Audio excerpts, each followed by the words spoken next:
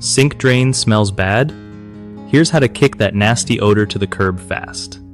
First off, you gotta check the P-trap under your sink.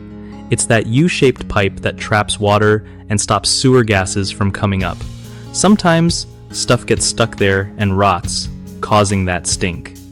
To clean it, place a bucket underneath to catch water, unscrew the P-trap carefully, and rinse it out thoroughly. Next, pour a half cup of baking soda right down the drain.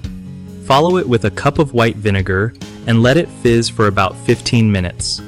This combo breaks down grime and kills bacteria. After the fizz settles, flush it with boiling water to wash everything away.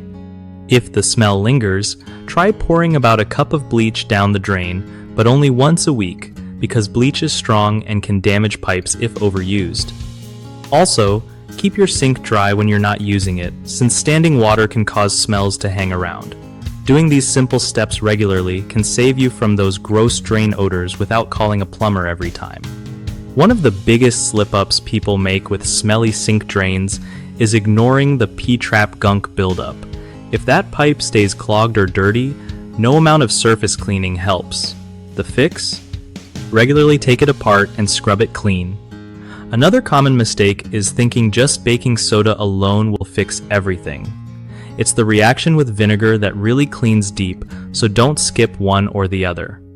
Lastly, some folks pour bleach down all the time thinking it's a cure-all, but too much bleach can eat away at your pipes and mess up your plumbing.